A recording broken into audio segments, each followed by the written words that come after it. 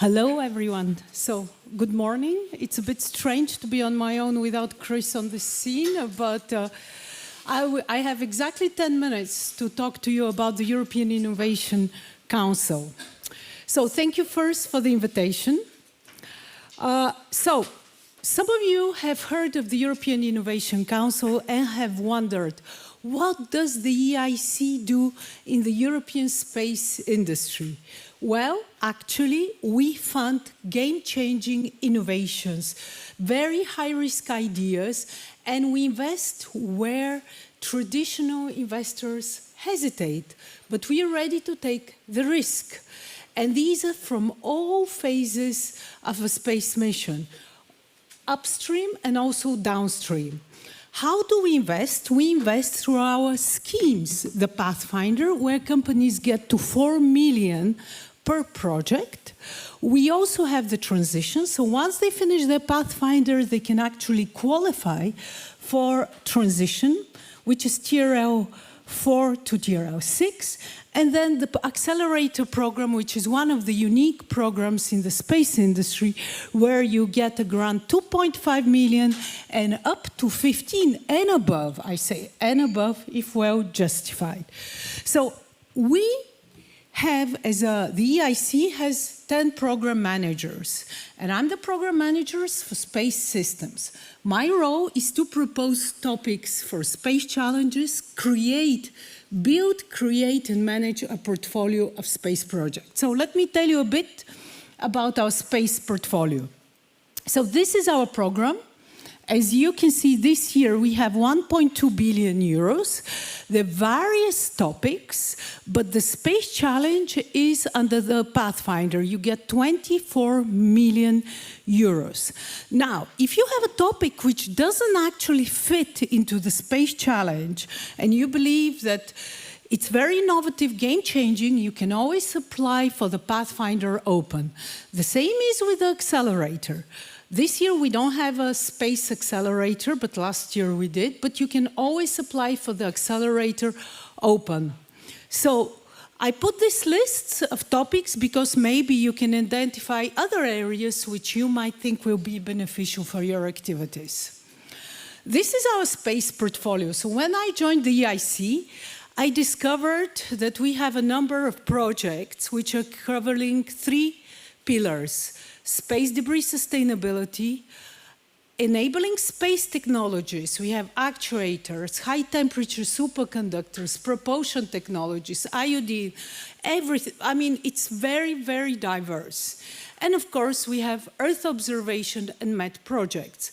Actually, on your right, on the top right, you can see one of our projects, ETPAC, which started as a Pathfinder for using Tethys for removing debris. You can see Cassiopeia and so on. ThrustMe and ValueWare satellite agility. So what is our technology roadmap? So in the annual work program, we have space challenges. Last year, the budget was bigger, so I had the golden opportunity to propose 2 topics, in-space solar energy harvesting.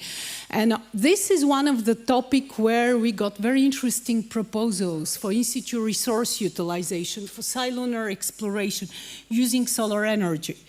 The other one is the accelerator, customer-driven innovative space applications. Now, some of you might have applied. Your proposals might have not been selected, but you can always reapply through the accelerator open. And this year we have the Pathfinder. So Pathfinder TRL 1 and TRL 4 is about consortiums. You could be in a consortium with a university, with a research institute. You could be with a mid-cap or a system integrator.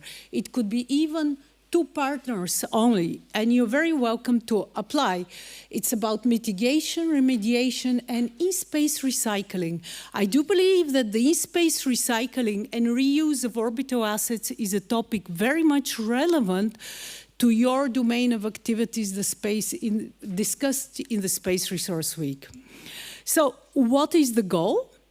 It actually addresses the need for green, compact, and affordable deorbiting solutions for in-space recycling. I'm not going to, most of you know that graph, even if we stop actually doing active debris removal, stop launching, there will still be collisions. What are the portfolio considerations? So once the proposals are selected by independent experts, that's step one, we have a step two selection where the portfolio considerations are taken under consideration. And here we have mitigation, remediation, and ESRIC. And we need to have projects which also have a shared component or potential complementarity. This is just one example of the mitigation. We're looking at different models for risk analysis, re-entry, close RPO fragmentation, reduce release of debris, but these are just examples. There could be many, many other topics. On the remediation, initially I wanted to have only propellantless debris removal concepts. However, unfortunately, I couldn't have sticked only to that, so I also added active debris. You know very well we have magnets, nets, harpoons, but also space-based laser, tethers, solar concentrators, and they could have a variety of types, and also for cooperative and non-cooperative objects. So for me, it's very important also to have proposals for in-space recycling. And here, looking also at the mechanical reuse or repair of parts, space welding, additive manufacturing, and also demonstrating the reuse of orbital assets.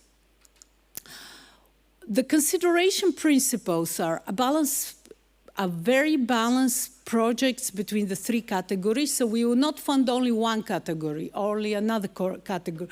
We need a very equal balance, shared components, complementarities, and here you see a concept image of an idea for deorbiting with a tether and so on. And we're looking at all debris sizes, not only the small, not only the big, all kinds of orbits, and all, whether cooperative and non-cooperative. And this is the expected outcomes. Protect space infrastructure, safe and secure space environment. Do not make any reference to defense projects or activities. Please do not. We're a civilian agency. We fund only civilian-related projects. So anything which is civil-related, you could reflect, but do not make any reference, please. I know it says protect your space infrastructure, encourages you to do that, but please avoid this. You have to focus on concepts which use very little propellant, self-standing or complementary, and could encourage strategic autonomy for secure, sustainable, and safe space. You also, I suggest you include portfolios consideration, because once you get selected, we will perform portfolio activities together. So if you haven't put a budget aside, it will be an issue. It would cut from other activities. And here you can have your portfolio for analyzing the technology barriers. On the regulatory side, also ESSS flight qualification or access to test facilities or IOD, IOV. We have an agreement with our colleagues from DG DEFIS from Pillar 2 for fast-track access for IOD, IOV flight opportunities. And then some of you would like to do cost-benefit analysis or early commercialization, communication and dissemination. And here is the links to our work program. The work program is like the Bible, as they say. Just please read it. Everything is explained very clearly. Also, if you're already involved in a Horizon project, which is with another, from HADEA, you have the right to apply for Transition Open. So keep that in mind, you qualify. Here is the Pathfinder Challenge Guide. That's the second most important document, which helps you. The deadline is the 16th of October. And thank you very much for your attention, and thank you for the invitation.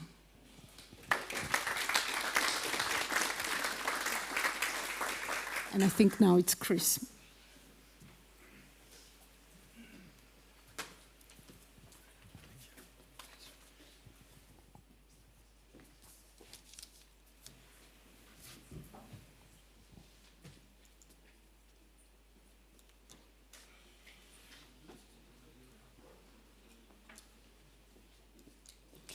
Hello, everyone.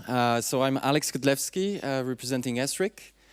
Today I'm thrilled to present you the Lunar Space Resources Accelerator, which is a newly established program in cooperation with ESA, part of BSGN industry accelerators that we announced beginning of this year. So with NASA's Artemis program, we will see as soon as 2026 possibly humans going back to the moon. And that can be one of the greatest achievements in humankind over 50 years after Eugene Cernan's last footprints on the moon. This time though, more astronauts will follow, and we could see a human presence permanently on the moon. And this has gathered a lot of interest from nations all around the world, with 8 countries so far having landed on, orbited, or flown by the moon. Lunar economy is not science fiction, rather a market with a high potential. We know that it is valued to $140 billion over the next decades, with approximately 250 missions expected during the same time frame. The infrastructure supporting this economy is in the building, with space agencies at the forefront, NASA, but not only, and they will play a critical role of anchor customer, thus attracting the private sector. 2024 is no exception to this trend. So on 14th of February 2024, we witnessed one of the very first spacecraft to soft land on the moon. The spacecraft Nova Sea Lander was built by Intuitive Machines, a US company, and aside from the operational milestone, there is a demonstrated financial performance with millions raised, and even during the mission, the company's stock price tripling, with its valuation reaching impressive heights. Now, this is not a standalone event. We believe this is rather the beginning of a series of lunar missions, most of which are scheduled this year, with 9 of them involving the private sector. So I mentioned Intuitive Machines, but we also have Astrobotic, Firefly, and iSpace, to name a few. At ESRIC, we looked at the upcoming lunar missions, distinguishing the upstream and the downstream part. And by that I mean the transportation from Earth to the moon, and the activities which eventually will be performed on the lunar surface. So let's have a closer look at it. So upstream, from launchers to rovers, we see mostly, the private sector is dominant with US and Japanese operators. There is no pure European market player this year at a prime contractor level, but it's worth noting that we have Lunar Outpost and iSpace, which both have operations here in Luxembourg, thanks to the efforts that the government has put with its Space Resources initiative. Downstream, most payloads are sponsored by space agencies, but we see here as well the involvement of the private sector. The moon has triggered the interest of many companies, and especially very well known on the terrestrial front, such as Nokia, who is developing a lunar communication system, but also I had the pleasure to discuss during the conference with Epiroc, a mining company based in Sweden, who is also collaborating on that matter with iSpace. Beyond the few examples that I shared, we believe with ESA that the full potential of this lunar economy can be unlocked with additional applications which will emerge as the market matures. We actually identify numerous companies which are not classified as lunar or space, but actually have moon-compatible technologies which tomorrow will be moon-ready. And so there are obviously synergies, in my view, between the moon and Earth, even more than between space and Earth. And this is the reason why we believe that the promising moon ventures that we will find, we'll find them here on Earth, and they will have compatible products which will be adapted to the challenges which will be found on the moon. So this public-private collaboration has resulted actually in several success stories. From portable computers, camera phones, or wireless headsets. There are numerous innovations which were created for space agencies or by a space agency and have given birth to everyday products. So when we look at the value chain now and what we're interested in, our focus is on the verticals, the lunar market enablers, which will support this economy in the making. So we are looking across the value chain and down to earth problems. We identified a couple of industries which would be the most compatible with those applications. And this goes beyond aerospace to include industries such as telecom, automotive, construction, energy, to name a few. We have seen over the last couple of years many industrial players building rovers, habitats, mining applications using hardware, software technologies, and 3D printing, artificial intelligence, robotics. So now let's talk about the accelerator which we're developing with ESA. So we hope to launch the accelerator officially next year, and I'm happy to share with you some of the preliminary plan that we have and we're discussing with our partners. So this program is meant to support companies in developing applications which are ready to be adapted for the moon. And in the future, we hope that these compatible products or services, they need to have a demonstrated space, Earth, or both application. And we noticed that actually there are many companies, small and large, which potentially fall in this scope, and we're conducting a market assessment to better analyze and identify those success stories. So the program could comprise 3 core elements which the companies could benefit.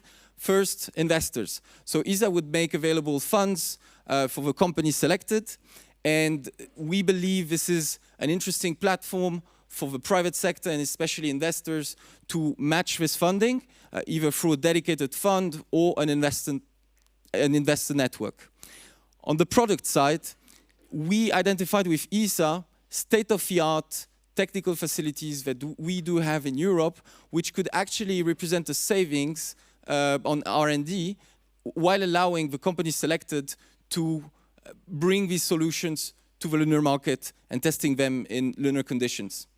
And eventually, partners, I think ESA highlights the fact that we would like, and this tool can be a component of that, to facilitate partnerships so that eventually those companies selected can actively participate in future missions.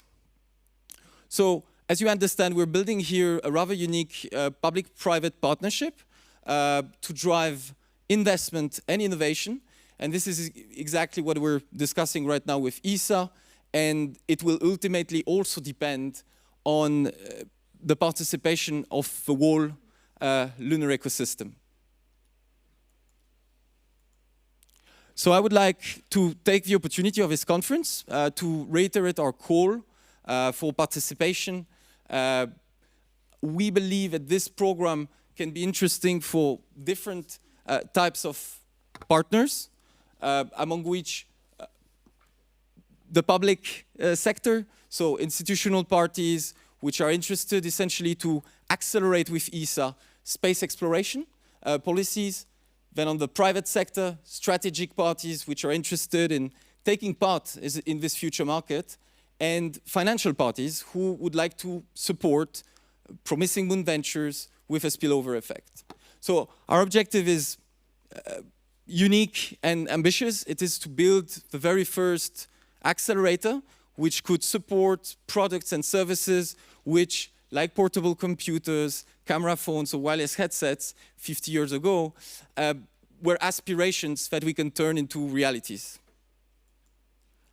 So I would like to invite you to join this initiative. Happy to discuss with you at the conference. I think it's a unique opportunity to hear the voice from the private sector in order to deliver the best tool to drive innovation and investment.